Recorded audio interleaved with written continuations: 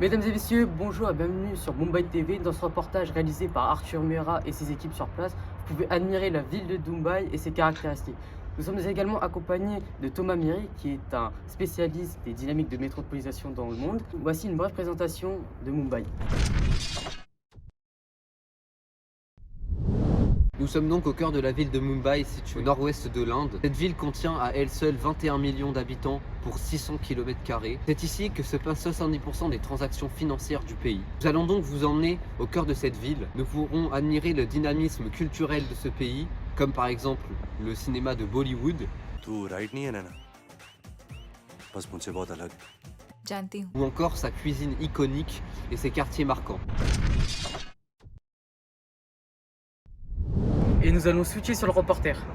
Et nous nous retrouvons devant le studio Bollywood iconique, le studio que notre civil indien Ilan Devakumar va nous présenter. Bonjour, dans mon pays, ces films sont très connus. On domine l'industrie du cinéma. On est les premiers. Ces films exercent une grande influence sur l'Inde et rapportent beaucoup au box-office. Depuis tout petit, je regarde avec ma famille ou mes amis des films Bollywood. Et donc ce studio représente bien notre mode de vie et surtout le mien.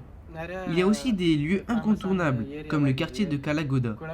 Merci pour ces précisions. Ilan, on sait que tu gardes un tournoi de biryani dans la vie de tous les jours. Présente-nous un peu comment ça se mange, quels sont les ingrédients pour nos visionneurs français qui ne connaissent pas forcément, parce que c'est quand même une grosse partie de la culture indienne forcément.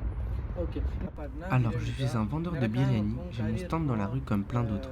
Le biryani est un plat incontournable en Inde, que ce soit au nord ou au sud. C'est composé de riz, d'épices et de poulet. On le mange avec les mains comme pour tous les autres plats. Merci pour ces précisions.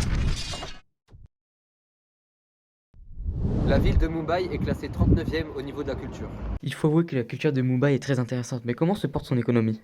Mumbai est aussi une des villes les plus importantes nationalement et mondialement. Il y a un gros quartier d'affaires nommé Marine Drive et 3 autres qui viennent d'émerger. Les 4 espaces portuaires permettent le commerce international en exportant leurs produits, comme le riz, le textile ou les appareils électroniques. Cela sert aussi à réceptionner la nourriture et des objets à revendre.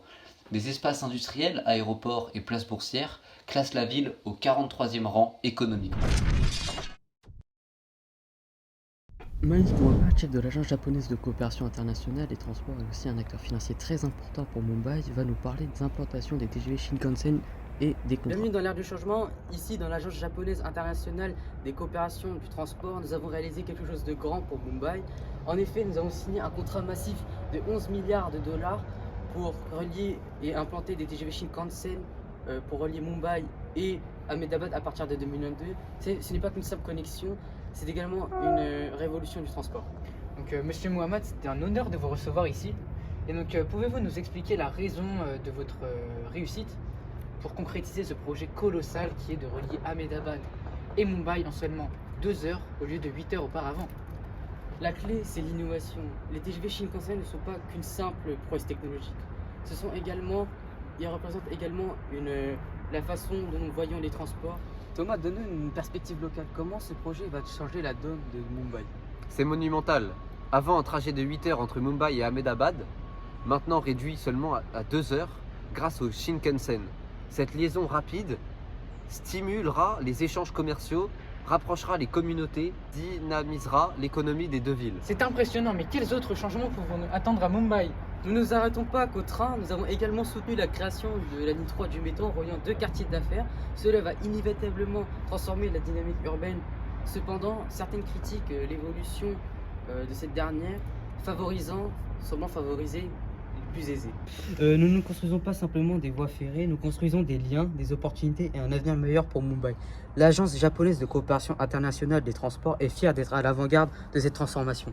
Maintenant, nous allons nous intéresser à la recomposition du paysage urbain à Mumbai. Monsieur spécialiste, comment la métropolisation influence-t-elle le centre-ville de Mumbai? Le centre-ville est le cœur économique, financier et culturel de la ville. C'est ici qu'il y a le studio de Bollywood, les zones industrielles et les quartiers d'affaires. La métropolisation a intensifié tout le développement immobilier, avec des grands gratte-ciels. Tous ces immeubles sont destinés à des raisons professionnelles. Ces transformations sont-elles néfastes? Oui, cependant, cela a également entraîné des défis tels que la pression sur les ressources. Beaucoup d'ouvriers sont morts sur les chantiers et lors des constructions d'immenses gratte-ciels. Quelles sont les autres modifications? Il y a notamment les transports implantés par l'équipe dirigée par Monsieur Mohamed. Les trains de Shinkansen et les métros surplombent la ville et permettent sa dynamisation. Arthur, qu'en est-il des banlieues? Les banlieues de Mumbai subissent une transformation rapide.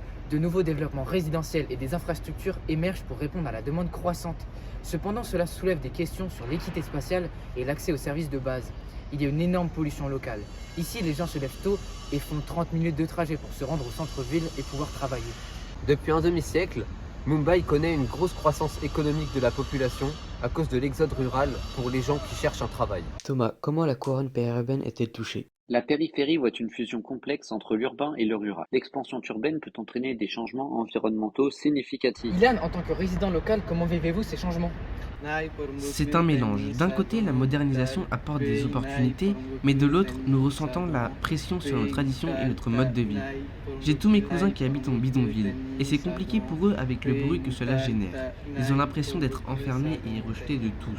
Merci à tous d'avoir partagé vos perspectives uniques sur la recomposition du paysage urbain à Mumbai. Cette ville en mutation est le reflet de nombreux défis mondiaux. Bienvenue à notre débat sur les disparités économiques à Mumbai. D'un côté, nous avons Ilan, représentant les citoyens ordinaires, et de l'autre, Malik, un multimilliardaire qui a réussi dans le monde des affaires. Ilan, nous commencerons avec vous. Quel est votre point de vue sur la situation actuelle? Merci. À Mumbai, les écarts entre les hyper riches et les hyper pauvres sont frappants. Les quartiers prospères contrastent fortement avec les bidonvilles. Cela crée des inégalités criantes en termes d'accès à l'éducation, à la santé et à d'autres services de base. Merci Ilan et Malik, votre réponse à cela. Certes, les disparités existent, mais il faut bien reconnaître que la prospérité économique peut entraîner le développement global de la vie. Comme par exemple avec ma percée dans l'économie, cela crée des emplois, fluidifier l'économie et financer des infrastructures qui profitent à tous. Ilan, Malik soulève un point très intéressant. Comment répondez-vous à l'idée que la richesse des hyper riches peut avoir des retombées positives? Je ne nie pas l'impact économique positif, mais le problème réside dans la répartition inégale de ces avantages. Les quartiers favorisés bénéficient davantage, tandis que les zones défavorisées restent négligées. Cela crée une division et alimente l'injustice sociale. Malik, comment les hyper riches peuvent-ils contribuer de manière plus équitable à la société?